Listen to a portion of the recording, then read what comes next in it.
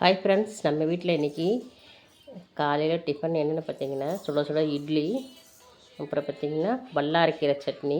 என் வீடியோவில் நான் போட்ட அந்த வீடியோவில் நான் வச்சுருந்த வல்லாரைக்கீரை வீட்டில் ஒரு தொட்டியில் போட்டு வச்சுருந்தேன்.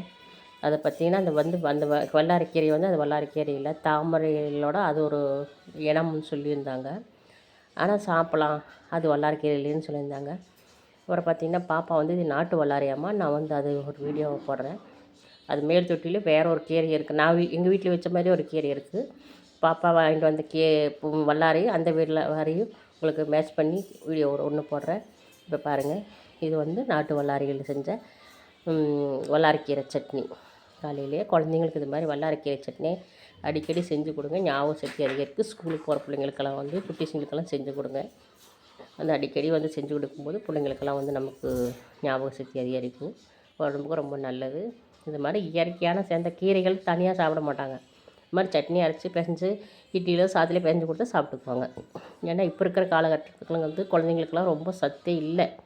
சொல்லப்போனால் அப்போ இருக்கிற குழந்தைங்களுக்கெல்லாம் நல்லா வீதியில் விளையாண்டுச்சு, நல்லா சத்து இருந்தது. இப்போ இருக்கிற குழந்தைங்களாம் வீட்டில் விளையாண்டுக்கிட்டு செல்லா பார்த்துட்டு இருக்குது. அதனால் இது மாதிரி ஹெல்த்தியான கொடுங்க, அப்போ தான் குழந்தைங்க நல்லா இருப்பாங்க. ஓகே ஃப்ரெண்ட்ஸ், இன்றைக்கி பார்த்தீங்கன்னா வல்லாரைக்கீரை சட்னி இட்லி. உங்களுக்கு பிடிச்சிருந்தா லைக் பண்ணுங்கள், சப்போர்ட் பண்ணுங்கள், சப்ஸ்கிரைப் பண்ணுங்கள். பாய்.